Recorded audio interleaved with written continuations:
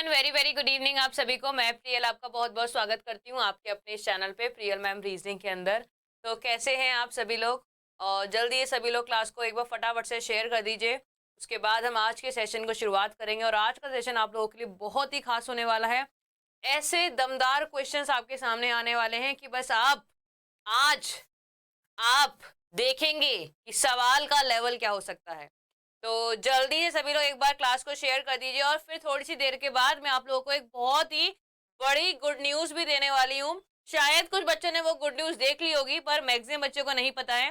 तो थोड़ी सी देर में हम लोग उस गुड न्यूज के बारे में बात करेंगे, लेकिन सबसे पहले आप लोगों को शेयर करना है दमदार तरीके से। व्हाइट बोर्ड आ चुका है भाई, अब ब्लैक बोर्ड से हम व्हाइट बोर्ड पे आ रहे हैं, तो कम से कम इतना तो बनता ही है कि आप जरा जबरदस्त क्लास को शेयर कर दीजिए फटाफट से। Okay, good evening. शुरुआत करें क्लास की। तो सभी लोग एक बार कमेंट कर दीजिए done done done. Comment box में कमेंट आने चाहिए done done done. Yes ma'am, हम तैयार हैं। आप क्लास की शुरुआत कीजिए। सबका थम्स अप आना बहुत जरूरी है। Thumbs up thumbs up thumbs up. Done done done. Video एक बार जल्दी से। उसके बाद शुरुआत करेंगे अपने सेशन की। और पेन हमारा ये रहा, अपना प्रैक्टिस शुरुआत करेंगे अपने प्रैक्टिस की। देन फर्स्ट क्वेश्चन आप लोगों के सामने ये रहा, पहला सवाल। क्वेश्चन नंबर फर्स्ट आपके सामने, बताइए इसका जवाब क्या होगा। पहला क्वेश्चन ये रहा, सोचिए समझिए फिर मुझे जवाब दीजिए।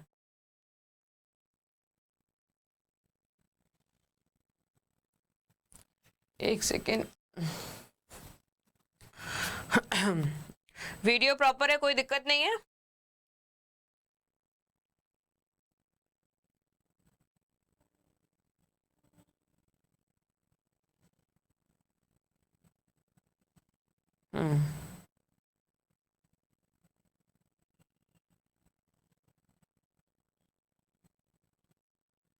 प्रॉपर है, तो शुरुआत कीजिए क्लास की। अरे अरे अरे भाई, क्या हो गया? क्वेश्चन नंबर फर्स्ट आपके सामने, देखते हैं सवाल क्या कहता है हम लोगों से। क्वेश्चन बोल रहा है कि हमारे पास ये सीरीज है, सीरीज में बताना है इस जगह पे क्या आएगा। ये हमसे सवाल पूछे जा रहा है। अब इसका जवाब हम कैसे देंगे? इसका जवाब हम देंगे, पहले सीरीज का पैटर्न देखिए। पैटर्न क्या कहता है हमसे, देखिए। 2 से हमको 5 जाना है, 5 से 10 जाना है। देखो यहाँ पे प्लस का 3 हुआ, 3 ऐड हुआ, यहाँ प्लस का 5 हुआ, यहाँ प्लस का 7 हुआ। 3 5 7, 3 5 7, आगे क्या होना चाहिए 9। यहाँ देखो क्या 9 का गैप है, बिल्कुल है। 9 के बाद 11 होना चाहिए, बिल्कुल है। तो आप देख रहे हो ये गैप कैसा है, ऑड नंबर्स का गैप है। 3 5 7 9 और 11। तो अगला नंबर क्या हो जाएगा, प्लस का 13। प्लस का 13 करेंगे तो हो जाएगा 10 2 3 4 एंड 5, 50 आपका सही जवाब है। क्या जवाब हो जाएगा, 50, क्योंकि ये सीरीज जो है आपकी किसकी है, ऑड नंबर्स के गैप की सीरीज है। क्वेश्चन नंबर 2 देखिए, नेक्स्ट क्वेश्चन, अगला सवाल। ये सवाल तो बच्चा बच्चा भी जवाब दे देना चाहिए भाई, बच्चा बच्चा जवाब देगा इस सवाल का। क्वेश्चन नंबर 2 आपके सामने, सवाल देखिए, जवाब दीजिए फटाफट।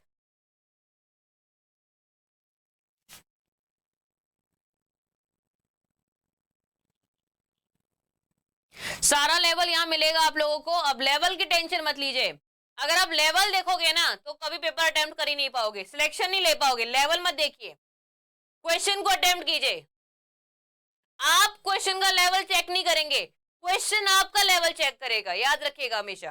क्वेश्चन को देखिए, जवाब दीजिए। क्वेश्चन नंबर 2 आपके सामने, Rajasthan India Jaipur north Indian Asia. Rajasthan India Jaipur north Indian Asia. देखो ये सवाल कैसा है, इसमें अपने आप मेंटल एबिलिटी होती है आपकी, मतलब यही तो है तर्क शक्ति, अभी तो इसका नाम है कि अपने आप लॉजिक लगाना है। इस क्वेश्चन में कुछ नहीं दे रखा, लेकिन फिर भी हमें पता है कि रिलेशन कैसे निकालना है। सबसे पहले आएगा एशिया, एशिया एशिया के अंदर आएगा नॉर्थ इंडिया, नॉर्थ इंडिया की नहीं, एशिया के अंदर आएगा इंडिया, इंडिया के अंदर आएगा नॉर्थ इंडिया, नॉर्थ इंडिया के अंदर आएगा राजस्थान, और राजस्थान के अंदर आएगा जयपुर। तो 5 2 4 1 3, 5 2 4 1 दिया, रिवर्स कर दीजिए 3 1 4 2 5, 3 1 4 2 5, 3 1 4 2 5, 3 1 4 2 5। ऑप्शन नंबर डी आपका सही जवाब है। सॉरी,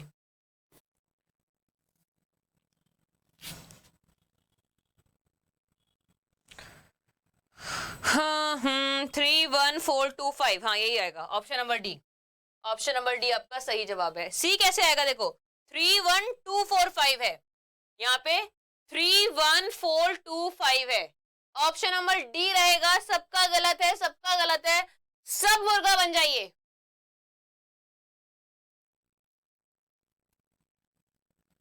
यार सबसे बड़ा क्या है इसमें, एशिया है। एशिया के अंदर कौन आएगा, इंडिया आ जाएगा। इंडिया के अंदर कौन, अच्छा अच्छा अच्छा, हाँ इंडिया के अंदर क्या आएगा, नॉर्थ इंडिया आएगा। यार कहाँ गया, घर में रख गए क्या, इसको कहाँ रख के आए हो, लेके आइए जल्दी से, रखने की चीज नहीं है ये, कहाँ रख दिया इसको। ट्रायंगल्स काउंट कीजिए, इसके अंदर क्वेश्चन है आपके सामने, ट्रायंगल्स काउंट कीजिए। ये कहाँ कहाँ रख गया, मतलब अलमारी में लॉक करके आए हो क्या चीजों को, कि काम की चीजें नहीं है घर पे रख देते हैं, क्या काम का, खर्च ना हो जाए, खर्च क्या करो, जंग लग जाएगी। क्वेश्चन देखिए, नंबर ऑफ ट्राइंगल्स निकालना है। क्या निकालना है, नंबर ऑफ ट्राइंगल्स। ट्राइंगल्स की हम बात करेंगे यहाँ पे, ट्राइंगल्स निकालना है, कैसे निकालोगे।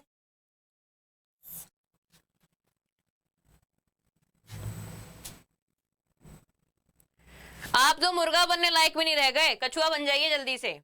क्वेश्चन है ट्राइंगल्स काउंट करना है, इसकी एक बहुत छोटी ट्रिक होती है, एक बहुत छोटी सी ट्रिक है। वो ट्रिक क्या कहती है, 1 2 3, 1 2 3, 3 और 3 है, डिवीजन 3 3 का, तो क्या करोगे आप, 3 का क्यूब कर दोगे, आंसर 27 हो गया।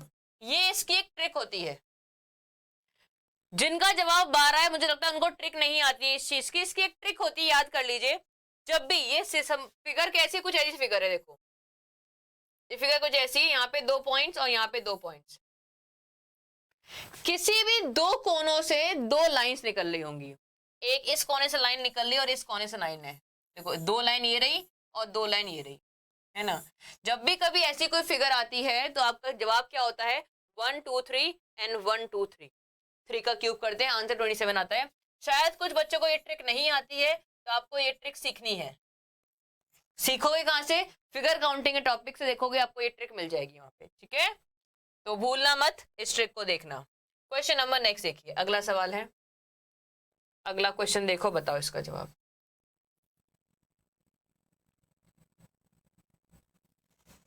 क्वेश्चन नंबर नेक्स्ट ट्राई कीजिए।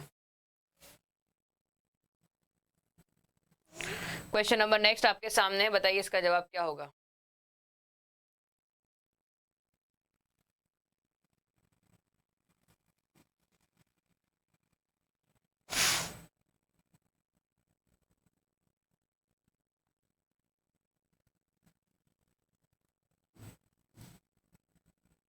क्वेश्चन नंबर नेक्स्ट देखिए, बताइए इसका जवाब क्या होगा। क्वेश्चन है, ऑल यूटेंसिल्स आर स्पून। क्या है, जितने भी यूटेंसिल्स हैं, जितने भी बर्तन हैं, यूटेंसिल्स हैं, वो सभी क्या हैं, स्पून्स हैं। सारे बर्तन स्पून हो गए, ओके।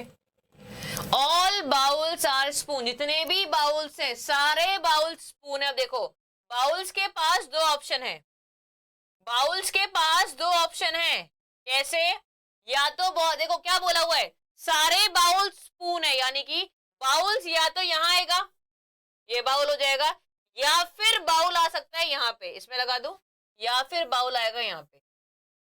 बाउल के पास 2 ऑप्शन है, या तो बाउल आएगा यहाँ पे या फिर बाउल आएगा यहाँ पे। अब पढ़ना क्या है, कंक्लूजन। पहला बोल रहा है, नो यूटेंसिल इज बाउल, कोई भी यूटेंसिल, ये यूटेंसिल है, कोई भी यूटेंसिल बाउल नहीं है। बाउल का ये रहा या ये रहा, क्या हम बोल सकते हैं ऐसा, नहीं बोल सकते, गलत हो गया। दूसरा, कुछ बर्तन बाउल हैं। अब देखो, कुछ बर्तन, बर्तन ये रहा, इस बर्तन का कुछ हिस्सा बाउल है, इस बर्तन का कुछ हिस्सा, देखो डायग्राम ऐसा बनेगा, ज्यादा कंफ्यूज मत हो यार, देखो घबराओ मत, टेंशन ना लिया करो यार। एक बनेगा आपके ऑल यूटेंसिल्स, जितने भी यूटेंसिल्स हैं वो सब क्या है, स्पून है, ठीक है, स्पून है। उसके बाद और सारे बाउल्स भी स्पून है, तो यहाँ बने वाले बाउल्स को, ये मेरा हो गया बाउल्स, ठीक है। दूसरा डायग्राम मैंने क्या बनाया, देखिए, ये हो गया यूटेंसिल्स, ये हो गया बाउल, और ये हो गया आपका स्पून। दोनों को चेक करिएगा, दोनों को। दूसरा बोल रहा है कुछ बर्तन जो है बाउल है, ये रहे बर्तन, इस बर्तन का कुछ हिस्सा बाउल है, चलो ठीक है, ये रहे बर्तन, बर्तन का कुछ हिस्सा बाउल है, सारे की सारे बर्तन ही बाउल हैं भाई, सारे की सारे बर्तन बाउल है, इसके अकॉर्डिंग यहाँ पे कुछ हिस्सा बर्तनों का वो बाउल का जरूर है। इसका मतलब ना भी मानूंगी तो भी कुछ हिस्सा तो बाउल होगा ही होगा।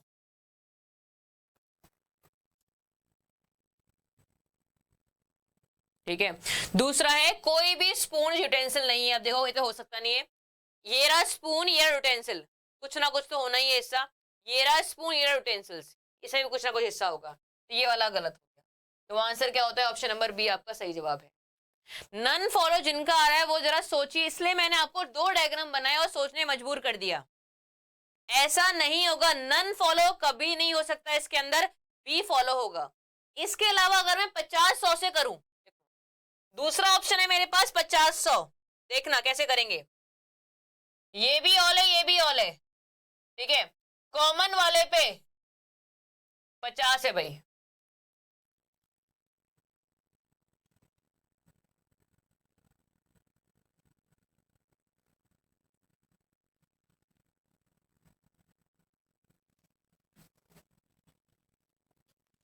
क्लियर? समझ में आया? नेक्स्ट क्वेश्चन, अगला सवाल, अगला क्वेश्चन देखिए, बताइए इसका जवाब क्या होगा। क्वेश्चन नंबर नेक्स्ट आपके सामने है, बताओ।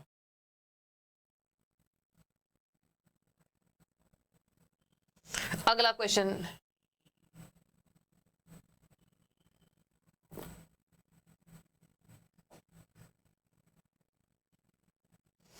वही मैं देख रही हूँ, यहाँ पे कुछ गड़बड़ हुई है। एक बार मैं आपको करेक्शन करके बताऊंगी इस क्वेश्चन में, मे भी कुछ करेक्शन हो सकता है इस क्वेश्चन में, एक बार मैं करेक्शन करके बताऊंगी इसमें क्या सही हो सकता है ना। अभी इंस्टेंटली मैं जवाब नहीं दूंगी आपको इसका, इस वाले इसमें डाउट है इसके अकॉर्डिंग, तो मैं आपको एक बार करेक्शन करके बताऊंगी इसमें क्या हो सकता है। ओके, तो ये एक आपका रह जाएगा क्वेश्चन, क्या डाउटफुल क्वेश्चन है। ऐसे जब क्वेश्चन एग्जाम में आते हैं तो दिक्कत हो जाती है, डाउटफुल क्वेश्चन है, एक बार मैं आपको करेक्शन करके फिर बताऊंगी इसमें क्या सही हो सकता है। ओके, नेक्स्ट क्वेश्चन देखिए, अगला सवाल आपके सामने, बताओ इसका जवाब क्या होगा। नेक्स्ट क्वेश्चन ये रहा, सवाल दिख रहा है, ये 6, ये 2, ये 4, ये 4, ये 2 और ये 1, ये 5, ये 6 एंड देन ये 4।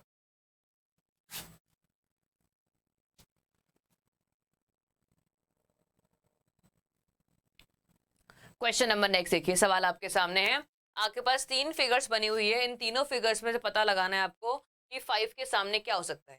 3 फिगर्स है, तीनों फिगर्स को आपको ये शो करना है कि 5 के सामने क्या होगा। आप क्या करोगे, आप हमेशा याद रखिएगा, आपको कोई भी 2 फिगर्स देखनी है, कोई भी 2 फिगर्स जिसमें एक नंबर कॉमन होना चाहिए। 6, 4, 2, 4, 2, 1, इन दोनों को चेक करेंगे। देखो अगर मैं 1 और 2 को लेती हूँ, 1 एंड 2 को, तो यहाँ पे क्या कहानी है, यहाँ पे 2 भी कॉमन है, 4 भी कॉमन। अगर मैं पहले और तीसरे को लेती हूँ, फर्स्ट और थर्ड को, तो यहाँ पे आपका 6, 4, 6 भी कॉमन है और 4 भी कॉमन है। अगर मैं 2 और 3 को लेती हूँ तो क्या होगा, 4, 2, 1, यहाँ केवल 4 कॉमन है, तो मैं यही चीज लूंगी, 2 और 3 को कॉमन ले लूंगी। तो 4 को कॉमन लिया, 4, 1 एंड 2, 4, 6 एंड 5। सवाल में पूछा हुआ था कि 5 के सामने क्या होगा, तो 5 और 2 आपके आमने सामने हो जाएंगे, 5 और 2 आपके आमने सामने हो जाएंगे। तो आप कोशिश क्या करनी है आप लोग को इन क्वेश्चंस में, कि आपको ऐसे 2 डाइस लेने होते हैं जहां पे सिंगल नंबर कॉमन हो, उस सिंगल नंबर को कॉमन को उठाना है और फिर क्लॉकवाइज घुमा देना है, कॉमन उठाना है, क्लॉकवाइज घुमा देना है, और वही आपका जवाब हो जाएगा। ठीक है, next question,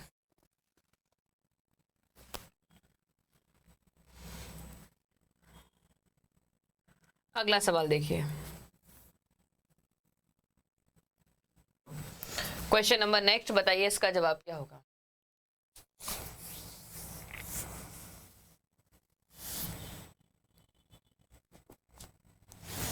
question number next देखिए,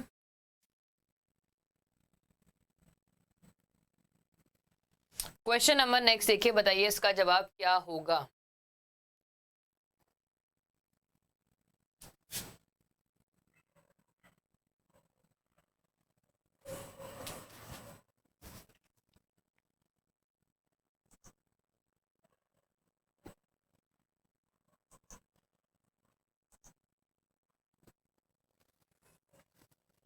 बहुत ही अच्छा सवाल है। एक बच्चे ने कल बोला भी था कि मैम कैलेंडर के क्वेश्चंस लेके आया करो, इसलिए मैंने आज स्पेशली कैलेंडर के क्वेश्चंस लेके आई हूँ। सवाल देखिएगा, how many years have 29 days in February from 2001 to 2100।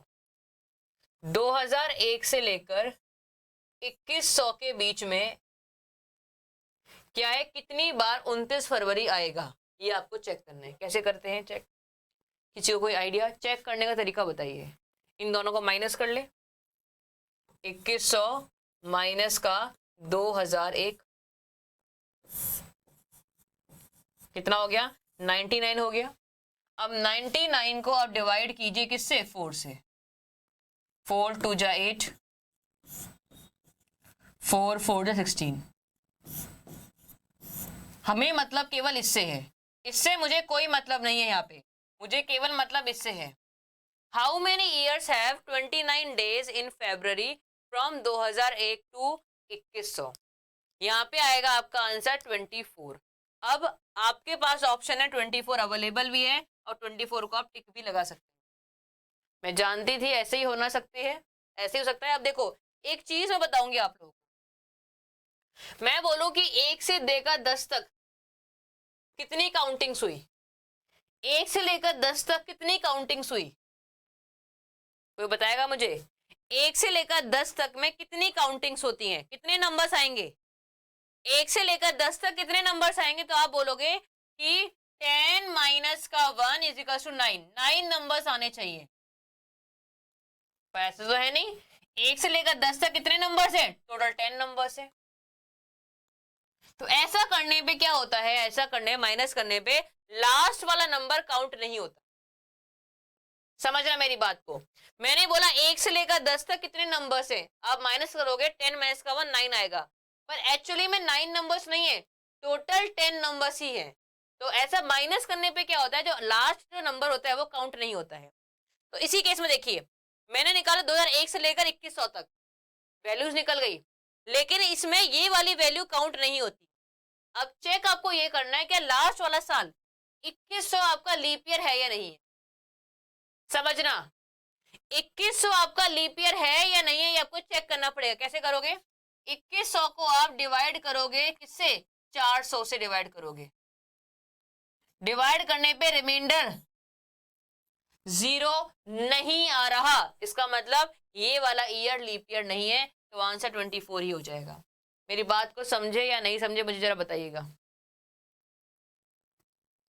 दो बच्चे, रवि कुमार जी, यार इतना मैंने आपको इतना डिटेल में कैलेंडर समझाया था, फिर भी आप ऐसी बातें करते हो। ये साधारण वर्ष नहीं है, ये आपका सेंचुरी ईयर है बच्चे, और सेंचुरी ईयर को चेक करने का तरीका अलग होता है। सेंचुरी ईयर को चेक करने का तरीका अलग होता है, उसको हमें 400 से डिवाइड करना पड़ता है, इसलिए। तो इसका मतलब क्या हुआ कि हमारे पास 24 ही ऐसे साल हैं जो कि इसमें लीप ईयर आएगा। समझ में आया मैं समझाना चाह रही थी? आप लोग कैसे हो यार? मैंने कंसेप्ट बताया, आपने आंसर चेंज कर लिया। आपको अपने ऊपर भरोसा नहीं है? दिल भी हाथ रख के कहो कि आपको अपने ऊपर भरोसा नहीं है, एक बार बताइए।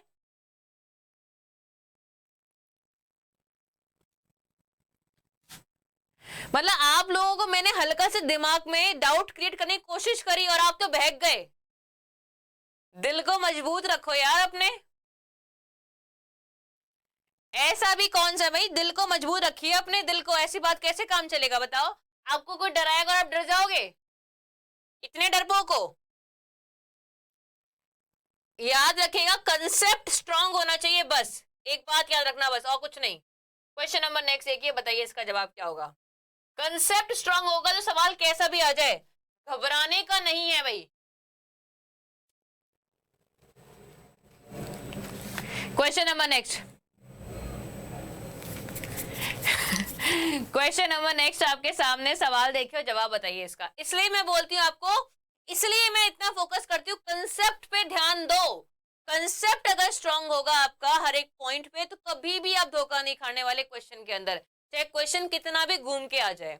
सवाल देखिए, in a code climax written as this. Climax को हम ये लिख सकते हैं, तो पूछा हुआ है रिजाइन को हम कैसे लिखेंगे।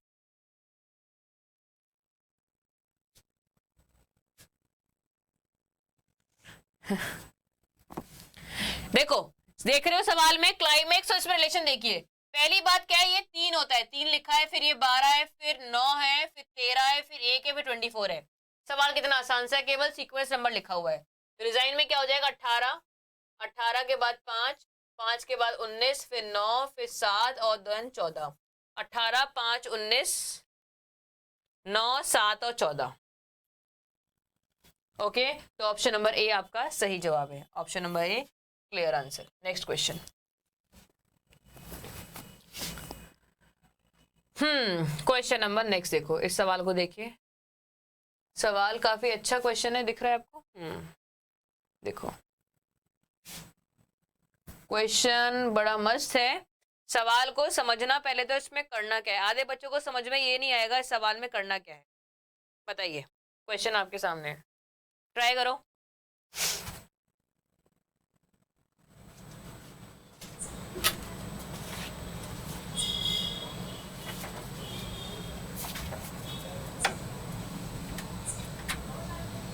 क्वेश्चन देखिए, बताइए इसका जवाब क्या हो जाएगा।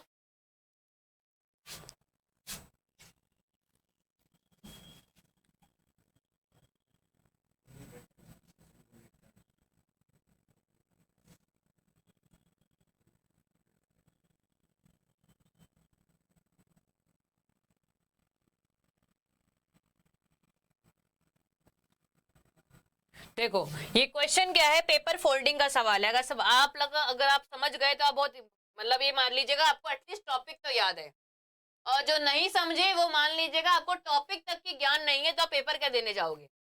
ये सवाल आपका पेपर फोल्डिंग का क्वेश्चन है, पेपर फोल्डिंग का क्वेश्चन है ये।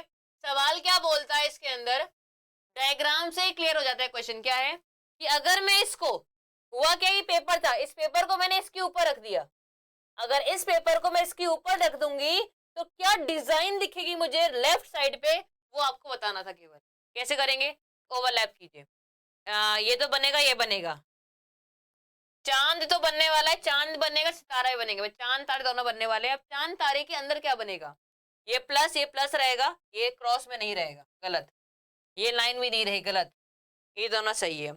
अब ये लाइन तिरछी है, ऐसी लाइन है तो ऐसे ही रहेगी, यहाँ ये लाइन टेढ़ी नहीं होगी, ये भी गलत, ये वाला सही। तो ऑप्शन नंबर सी सही है। जवाब क्या हो जाएगा, ऑप्शन नंबर सी। सवाल किसका था, पेपर फोल्डिंग का सवाल था। एक पेपर को एक के ऊपर रखते हैं तो डिजाइन क्या बनती है, हमें ये देखना होता है बस। याद है बचपन में आते थे स्कूलों के अंदर, वो मुर्गे, तोता और कबूतर बनाने वाले, याद है, ऐसे कटिंग कर करके बनाते थे। वो जादू था, वो यही जादू था, और कोई जादू नहीं। क्वेश्चन नंबर नेक्स्ट देखो, बताओ सवाल देखिए, बताइए। Question number next. छोटे पे देखा था आपने कि वो तोता बनाता था, कबूतर बनाता था, मैना बनाता था, पता नहीं क्या क्या बनाता था, कटिंग करता था, फिर खोलता था, ओ देखो क्या हो गया, ऐसा कुछ, ऐसा वो वही वाला जादू है ये। क्वेश्चन देखिए, बताइए इसका जवाब क्या होगा। क्वेश्चन आपका ये किसका है, एनालॉजी का सवाल है। किसका है, एनालॉजी का क्वेश्चन है ये, एनालॉजी का क्वेश्चन है। एनालॉजी के सवाल में तो आप लोग को अभी तक पीएचडी कर लेनी चाहिए थी। ये देखो, ये नंबर छोटा है, ये नंबर बड़ा है, छोटा बड़ा नंबर, तो पहले ने क्या चेक करोगे आप लोग कि क्या मल्टीप्लीकेशन में है या नहीं है। 12 ये रहा, 192 ये रहा, मल्टीप्लीकेशन चेक करो पहले तो। 12 को 16 से मल्टीप्लाई करेंगे तो ये वैल्यू आएगी। सिमिलरली 15 को 16 से मल्टीप्लाई कर दो, और बताओ वैल्यू क्या आएगी।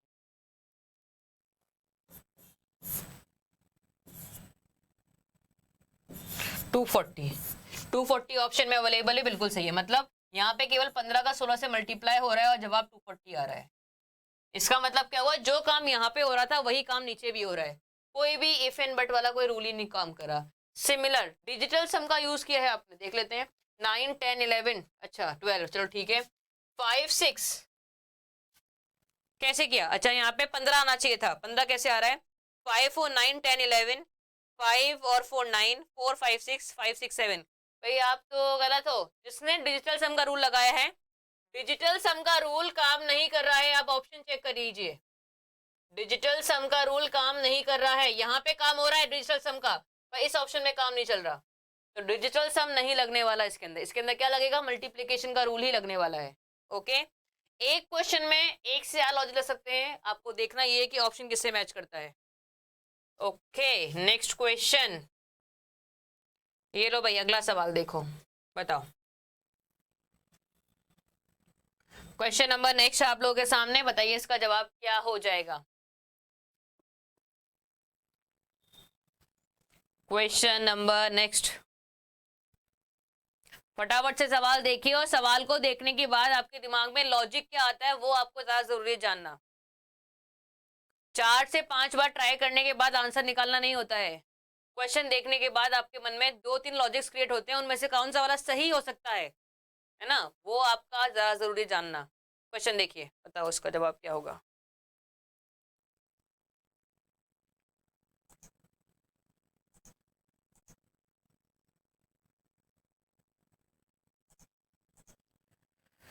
चेक करो भाई, क्या जवाब हो सकता है। क्वेश्चन देखा, अब देखो सवाल, आपको क्वेश्चन को देख के समझ में आ जाना चाहिए था। क्या चीज, क्या समझ में आना चाहिए था आपको। देखो ये 113 नंबर है, ये 265 है, इसका मतलब क्या हुआ कि इन दोनों का यूज करके ये वैल्यू बन रही है। पहली बात तो साफ है, इन दोनों का यूज करके ये वैल्यू बन रही है। अब देखो ये वैल्यू बन कह सकती है, इतनी बड़ी वैल्यू बनने का रीजन देखिए, या तो मल्टीप्लाई होगा या स्क्वायर हो सकता है। मेजर पॉसिबिलिटीज क्या है, या तो मल्टीप्लाई या फिर स्क्वायर। मल्टीप्लाई करने से आंसर कितना आएगा, 56, छोटी वैल्यू है। अगर स्क्वायर करके ऐड करते हैं, स्क्वायर करते हैं 49 प्लस का 64 आ गया, आ गया। इसका मतलब आपका स्क्वायर करके हमें ऐड ही करना था, यहाँ पे भी कर लीजिए 121 एंड 144, तो जवाब आ जाएगा 265, ऑप्शन सही है। दूसरा 196 एंड 81, तो 7 14 15 एंड 2 257, अरे भाई सॉरी सॉरी सॉरी 277, सॉरी 277 आपके पास ऑप्शन में अवेलेबल भी है, तो आपका ऑप्शन नंबर ए सही जवाब है।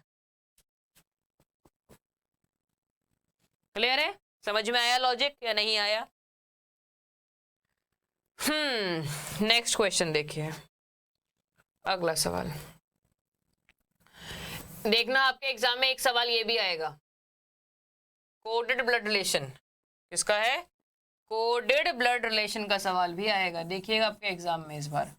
कोडेड ब्लड रिलेशन नहीं आता है तो पढ़ लीजिएगा इस टॉपिक को, एग्जाम में 2 सवाल देखने को मिलेंगे आपके यहाँ से, 2 क्वेश्चंस आने ही आने यहाँ से फिक्स है।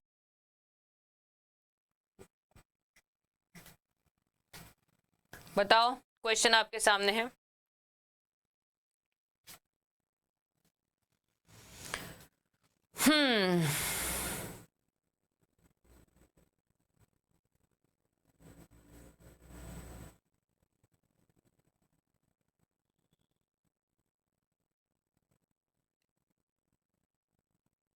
सवाल देखिए, क्वेश्चन है आपके सामने, कोडेड ब्लड रिलेशन का सवाल है, किसका है, कोडेड ब्लड रिलेशन का ये सवाल है। सवाल को देखिए और बताइए इसका लॉजिक क्या लग सकता है।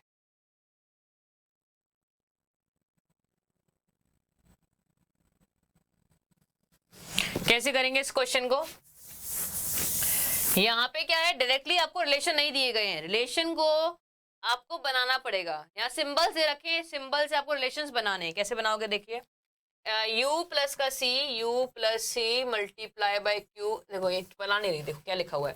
प्लस का मतलब क्या है, देखिए प्लस का मतलब है कि पहले वाली a जो है बेटी है b की, पहली वाली बेटी है, यानी कि u बेटी हो गई किसकी, c की। देन मल्टीप्लाई, मल्टीप्लाई का मतलब क्या है, माँ है भाई, पहले वाली माँ है। ये जरूर चेक कर लेना कि किसके बारे में बातचीत हो रही है, यहाँ पे भी ए के बारे में हो रही है, यहाँ भी ए के बारे में, यहाँ भी ए के बारे में, ए के बारे में। क्वेश्चन में ये जरूर चेक करना होता है आप लोगों को कि सिंबल्स के आगे पीछे 2 नंबर्स लिखे होंगे, एक ये है और एक ये है, तो बात किसकी हो रही है, पहले ए की बात हो रही है बी की। अगर ए की बात होगी तो बोलेंगे फॉरवर्ड कोडिंग, अगर बी की बात होगी तो बोलेंगे बैकवर्ड कोडिंग। तो ये आपका सवाल फॉरवर्ड कोडिंग का सवाल है सारे के सारा। तो मल्टीप्लाई का मतलब क्या है, माँ, तो पहले वाली माँ है, सी माँ हो गई, किसकी माँ है, सी भाई क्यू की माँ हो गई, ठीक है। दूसरा है माइनस, माइनस का मतलब हो गया भाई, कौन भाई है भाई, पहले वाला भाई है, यानी कि क्यू भाई हो गया किसका, पी का भाई। अब है डिवाइड, डिवाइड का मतलब है बेटा, पी बेटा है आर का, पी हो गया बेटा आर का बेटा है तो आर इसका बाप हो जाएगा। और फिर लिखा है अगला आर डिवाइड बाय एस, यानी कि फिर से आर जो है बेटा है, किसका बेटा है? एस का। आर बेटा हो गया एस का। फिर माइनस लिखा है, माइनस का मतलब भाई। एस जो है भाई हो गया किसका? एस भाई हो गया टी। अब क्वेश्चन में क्या लिखा हुआ है? How is C related to U, sorry how is S, S का यू से क्या संबंध है? जब भी ये लाइन लिखी होती है इसका मतलब क्या होता है? मान लीजिए दो व्यक्ति हैं, दो लोग हैं, एक एस है और एक यू है, ठीक है। एस जाएगा आगे आगे, ये आगे लिखा हुआ है, और यू जाएगा पीछे पीछे।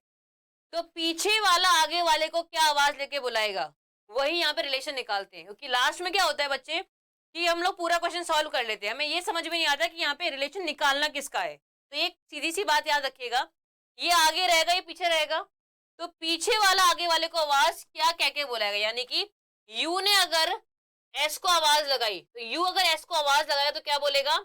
ये इसके पापा की मम्मी है भाई, पापा के पापा, यानी कि ग्रैंडफादर। और ग्रैंडफादर कौन से? ये कौन से दादा, कौन से ग्रैंडफादर है? पापा की साइड से हैं, तो हो जाएंगे पैटर्नल ग्रैंडफादर। जो लोग पापा की साइड से होते हैं वो क्या बोलते हैं? पैटर्नल। और जो मम्मी की साइड से होते हैं उनको क्या बोलते हैं? मैटर्नल। तो पैटर्नल ग्रैंडफादर आपका सही जवाब है। क्वेश्चन पूरा दिख नहीं रहा है? ओके, अच्छा ये दिख नहीं रहा था आपको, चलो कोई बात नहीं। प्लस लिखा हुआ था बच्चे, और कुछ नहीं है। ऊपर वाले में प्लस लिखा हुआ था, अब देख लो, ठीक है, ये लो। ओके, नेक्स्ट क्वेश्चन देखते हैं। अगला सवाल, ये लो, बढ़िया क्वेश्चन है, चलो किसको करो, करो इसको, जवाब दीजिए इसका। क्वेश्चन दिख रहा है प्रॉपर? एक सेकेंड और बड़ा कर दो इसको, अब दिखेगा आपको। क्वेश्चन देखिए, जवाब दीजिए।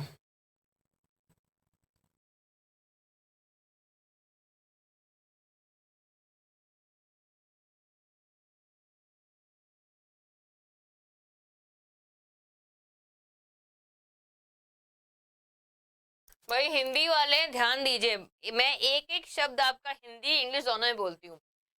आपको लगता है कि जो वर्ड जैसे पैटर्नल मैटरनल हुआ, ये आपको इंग्लिश में आने चाहिए। एक बात बताओ, आप जो भी पेपर दोगे, आप कोई भी पेपर दीजिए, उन सभी पेपर्स में आपकी इंग्लिश तो आती ही आती है, ठीक है। तो आपको थोड़ी बहुत इंग्लिश तो सीखनी ही पड़ेगी आपको एग्जाम्स के लिए, वरना पेपर कैसे पास करोगे। और मैं आपको मिनिमम इंग्लिश का यूज करती हूँ, इतना कम से कम हो सके, और इतने वर्ड्स तो यूज किए ही जाते हैं इंग्लिश के अंदर।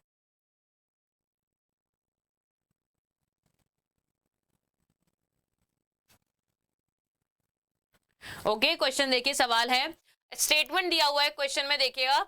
यदि आप संस्था वाई में शामिल होने का अध्ययन करना चाहते हैं, क्या है question? If you want to study account join institute Y. क्या है? अगर आपको अकाउंट्स पढ़ना है, यदि आपको अकाउंट्स पढ़ना है तो आप लोग एक वाई नाम का एक इंस्टीट्यूट है, कोचिंग सेंटर है, उसको ज्वाइन कर सकते हो। ऐसा ए एडवाइस टू बी, ए ने बी को सलाह दी। जैसे कि मैं आपको सलाह दूं कि अगर आपको रीजनिंग पढ़नी है तो आप प्रियल मैम रीजनिंग पे आगे पढ़ लीजिए, ऐसा मैं आपको सलाह दे रही हूँ। तो ए ने बी को सलाह दी कि अगर आपको अकाउंट्स पढ़ना है तो आप वाई कोचिंग नाम का एक कोचिंग सेंटर है, वहां पे आप पढ़ सकते हो। अब इसके पीछे धारणा क्या है, अजम्पशंस क्या हो सकते हैं? पहला, संस्था अच्छी अकाउंट शिक्षा प्रदान करती है। अगर मैं किसी के बारे में बताऊंगी तो क्यों बताऊंगी? क्योंकि वो अच्छा होगा। आप कोई रेफरेंस देते हो कि यार वहां पढ़ लो, वहां पे अच्छी चीज पढ़ाई जा रही है, अच्छा पढ़ाया जाता है, तभी तो बोलते हो। जहाँ पे आपको बेकार पढ़ाया जाता है वहां का रेफरेंस देते हो, जहां आपको अच्छा पढ़ाया जाएगा वहीं का रेफरेंस दोगे आप लोग। तो पहला वाला तो बिल्कुल सही हो गया, फर्स्ट। सेकेंड है B listen to a advice. B जो है ए की एडवाइस को सुनेगा। एडवाइस के केस में याद रखिएगा एक चीज, ए ने एडवाइस दी है, बी उसको सुने या ना सुने ये ए की जिम्मेदारी नहीं है। मैंने आपको एडवाइस दी, आप सुनो या ना सुनो मेरी जिम्मेदारी नहीं है। मैं तो एडवाइस यूं दे रही हूँ क्योंकि मुझे लगता है कि आपको जरूरत है, फिर आप सुनेंगे। आप कान में रुई डाल लो, मुझे कोई दिक्कत नहीं है, पर मेरे मन में तो ये है कि आप मेरी बात सुनने वाले हो, इसलिए ये वाली बात सही है। एडवाइस के लिए ये बात याद रखना, सामने वाले कान में रुई डली हो कोई फर्क नहीं पड़ता हमको, लेकिन हमारा मन जानता है कि हम तो एडवाइस अच्छे के लिए दे रहे हैं, तो ये हमारी बातें हो जाती है। अजम्पशन में केवल जो बोल रहा होता है उसकी बातों पे ध्यान देना होता है, ना कि जो सुन रहा होगा। ये चीज खास तौर पे ध्यान रखनी है आपको अजम्पशंस के केस के अंदर। ओके, नेक्स्ट क्वेश्चन, अगला सवाल। चलो ये करो, चलो इसको करने से पहले एक अच्छी बात बताती हूँ आप लोगों को, एक अच्छी बात बताई थी इसको करने से पहले। एक सेकंड रुकिएगा, कहाँ गई अच्छी बात। चलो भाई ये लोग खुश हो जाओ एक बार आप सभी लोग। पहले तो जोरदार ताली बजा देना आप सब लोग, ठीक है, इसके लिए।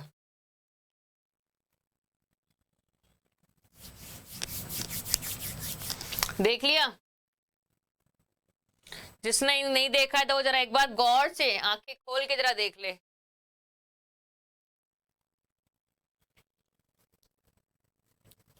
तो मुझे लगता है बिल्कुल, तो देख ली भाई न्यूज।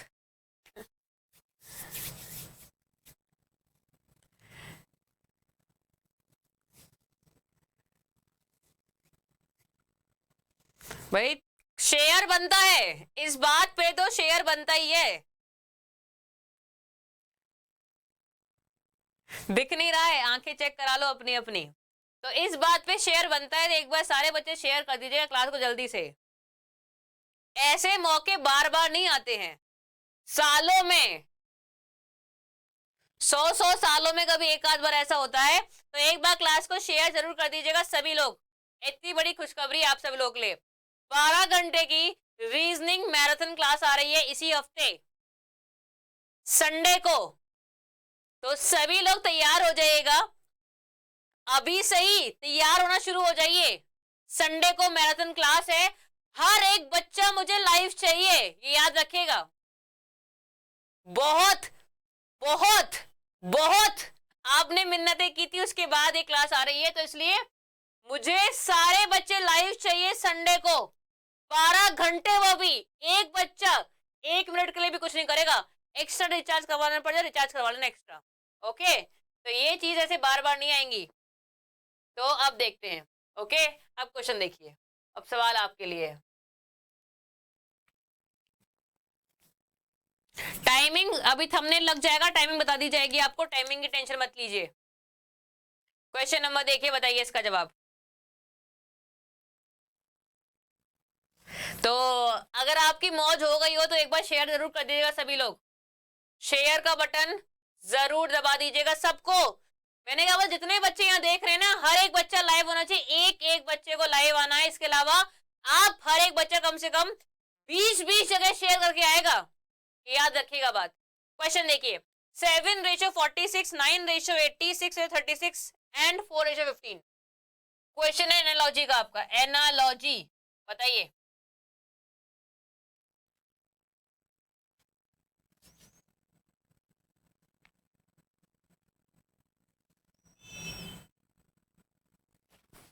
बताओ क्या जवाब होगा इसका। तो आंसर क्या होगा, देखिए 9:80 का मतलब क्या हो गया, 9 का स्क्वायर किया 81 हुआ, माइनस का 1 कर दिया। 6 का स्क्वायर हुआ 36, माइनस का 1 कर दिया। 4 का स्क्वायर हुआ 16, माइनस का 1 कर दिया। लेकिन 7 का स्क्वायर किया 49 हुआ, माइनस का 1 करने के बाद 48 आता है, पर यहाँ आपका 46 है। तो रॉन्ग आपका ऑप्शन नंबर ए हो गया, ऑप्शन नंबर ए आपका रॉन्ग। Okay, next question. अरे सॉरी,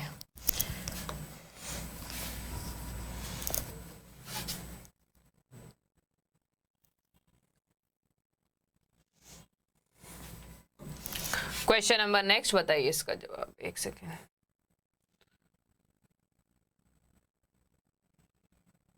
बताओ इसका सवाल देखिए, बताइए।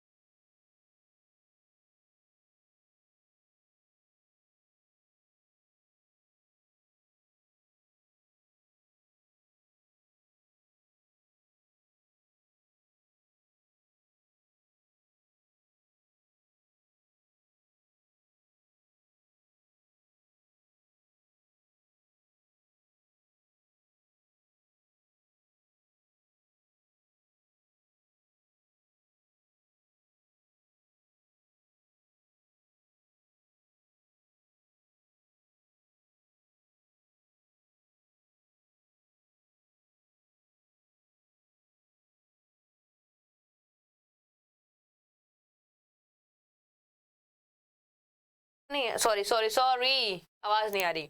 Seed, flower, stem, fruit, leaf and बड।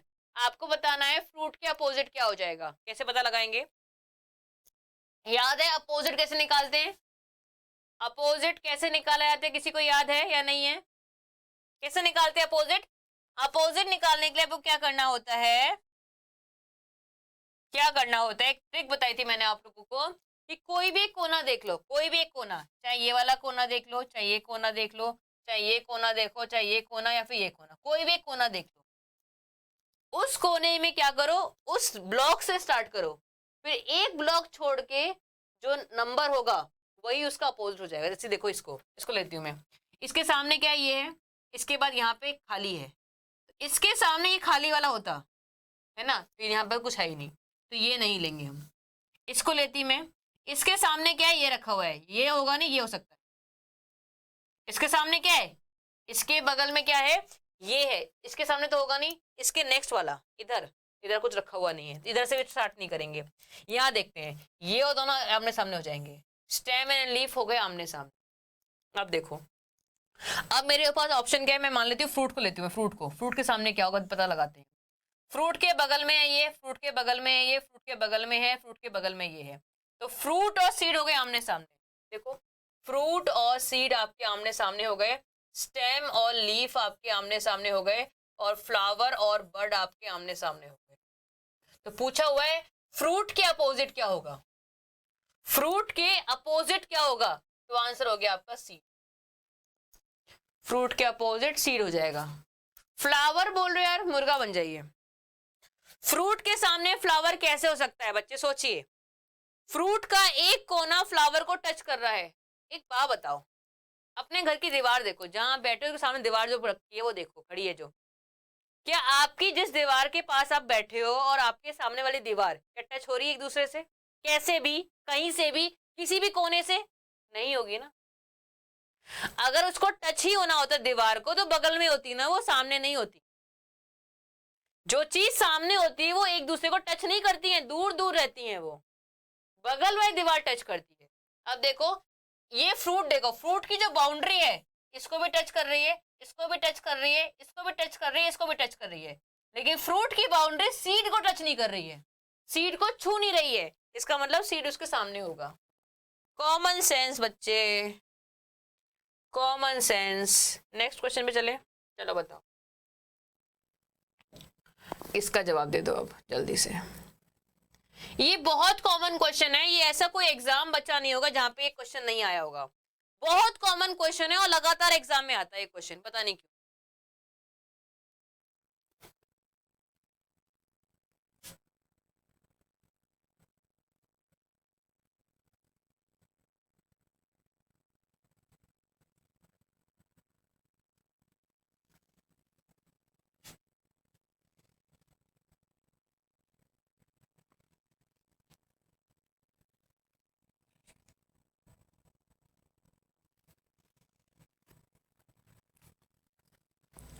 बताओ जवाब क्या होगा इसका। क्वेश्चन देखिए, मुंबई से बेंगलोर, मुंबई से बेंगलोर जल्दी पहुंचने के लिए हवाई जहाज से जाएं। अगर आपको मुंबई से बेंगलोर जाना है, जल्दी पहुंचना है, तो आप एरोप्लेन चले जाइए। पहली धारणा क्या है, मुंबई और बेंगलोर हवाई जहाज सेवाओं द्वारा जुड़े नहीं है। अब देखो, ये तो मूर्ख वाली बात हो गई, हुई नहीं हुई,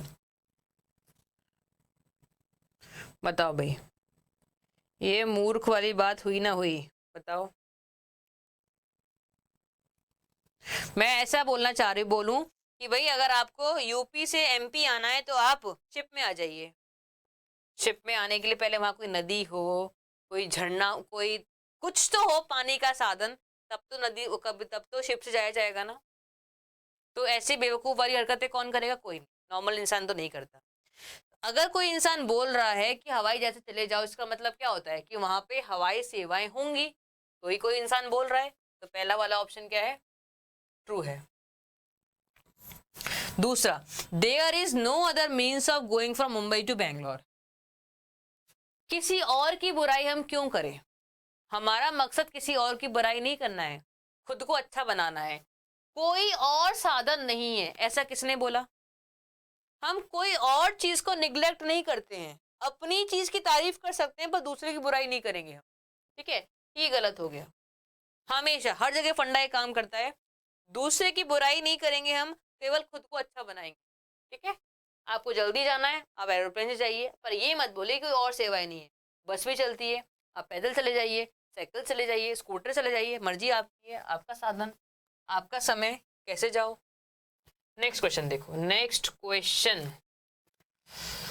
देखो भाई देखो, चलो इसको करिए, ये भी अच्छा सवाल है, ये सवाल भी काफी आजकल एग्जाम में आने लग गए हैं, देखो इस सवाल को, अच्छा क्वेश्चन है, आजकल सवाल आते भी हैं यहाँ से।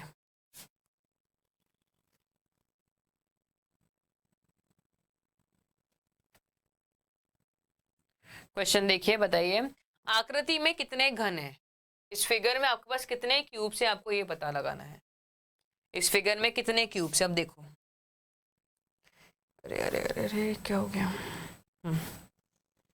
कितने क्यूब से जरा देखिए, देखो ये हो गई पहली मंजिल, ये हो गई दूसरी मंजिल, मतलब ये हो गया ग्राउंड फ्लोर, ये ग्राउंड फ्लोर है, ग्राउंड फ्लोर, ये हो गया पहला माला फर्स्ट फ्लोर, और ये हो गया थर्ड सेकंड फ्लोर।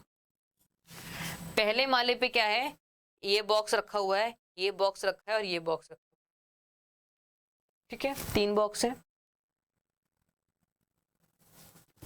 देखो सबसे ऊंचे वाले माले से शुरुआत करते हैं हम, तीसरे नंबर दूसरे नंबर वाले माले से, ये इतने ऊपर रखा हुआ है बॉक्स, कोई व्यक्ति दूसरे माले पे खड़ा हुआ है, दूसरे माले पे खड़े होने का मतलब क्या है कि उसके नीचे पहला वाला माला भी होगा, पहले वाली फ्लोर भी होगी और ग्राउंड फ्लोर भी होगी, तो कुल मिला के इस बॉक्स के समेत इसके नीचे 3 डिब्बे हैं, एक ये और 2 इसके नीचे, 3, ये दोनों खड़े हुए हैं आपके कहाँ पे, फर्स्ट फ्लोर पे। अगर फर्स्ट फ्लोर पे कोई इंसान खड़ा हुआ है, इसका मतलब ग्राउंड फ्लोर तो होगा ही होगा, तभी खड़ा हुआ है, इसके नीचे एक बॉक्स और हो गया, तो कुल मिला के 2 और ये भी 2, और यहाँ केवल एक है, तो यहाँ हो गया 1, तो 3 4 5 6 7 8 9 10, कुल मिला के इस फिगर में 10 क्यूब्स हैं। देखो एक सीधी सी बात समझ के रखिएगा, अगर कोई इंसान तीसरे मंजिल पे खड़ा हुआ है तो उसका मतलब क्या है, नीचे की 2 मंजिलें बनी होगी ना, ऐसा तो कोई सिस्टम तो नहीं है ना आपके यहाँ, हो पता नहीं क्या पता कि डायरेक्ट थर्ड फ्लोर बना देते हो, बीच की ग्राउंड फ्लोर का आपको कोई मतलब ही नहीं है। अगर थर्ड फ्लोर बन रही है तो पहले ग्राउंड फ्लोर बनी होगी, फिर फर्स्ट फ्लोर बनी होगी, फिर सेकंड बनी होगी, फिर थर्ड बनेगी, ऐसा तो कोई सिस्टम है नहीं कि पहले थर्ड बना के रख दें और नीचे कोई फ्लोर ही ना हो, ठीक है। तो जवाब क्या हो जाएगा आपका, ऑप्शन नंबर ए आपका सही जवाब है, ठीक है। अब एक बार वापस से मैं आपको बता देती हूँ और उसके बाद हम क्लास को समाप्त करेंगे।